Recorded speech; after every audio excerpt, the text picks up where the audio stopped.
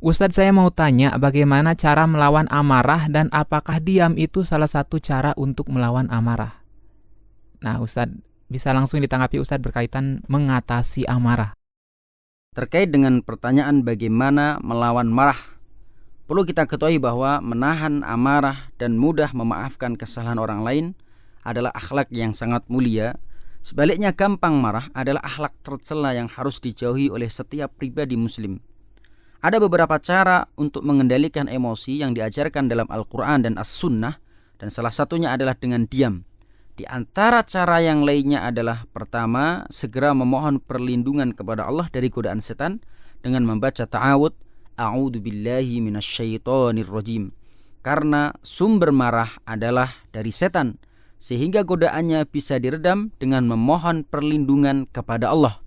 Dari sahabat Sulaiman bin Surd radhiyallahu anhu, beliau memberitakan, suatu hari saya duduk bersama Nabi. Ketika itu ada dua orang yang saling memaki. Salah satunya telah merah wajahnya dan urat lehernya memuncak. Kemudian Rasulullah SAW bersabda, Inni la'alamu kalimatan law qalaha la dhahaba anhu ma yajid.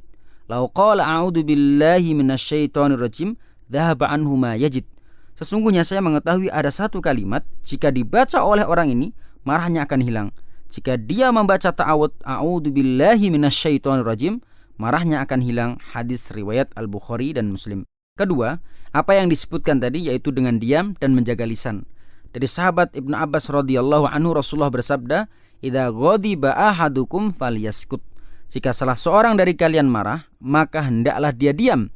Hadis riwayat Ahmad dan Syu'aib Al-Arnaud menilai hasan li ghairihi. Ketiga, mengambil posisi lebih rendah.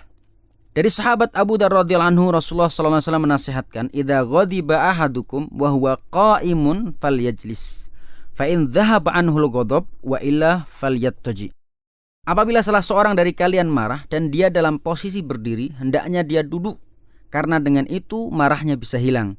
Jika belum juga hilang, hendaknya dia mengambil posisi berbaring. Hadis riwayat Ahmad dan Abu Dawud. Keempat, ingatlah hadis ini ketika marah. Dari Mu'ad bin Anas Al-Juhani radhiyallahu anhu, Rasulullah bersabda, "Man kadhama ghaidan wa huwa qadirun ala an yunfadhahu da'ahu Allah subhanahu wa ta'ala ala ru'usil khalaiq yaumal qiyamah hatta yukhayyiruhu minal huril 'ain ma syaa." Siapa yang menahan amarahnya padahal dia mampu meluapkannya, maka dia akan Allah panggil di hadapan seluruh makhluk pada hari kiamat hingga Allah menyuruhnya untuk memilih bidadari yang ia kehendaki.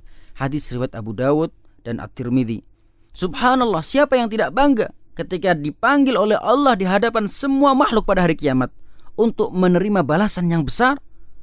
Kelima, segera berwudu.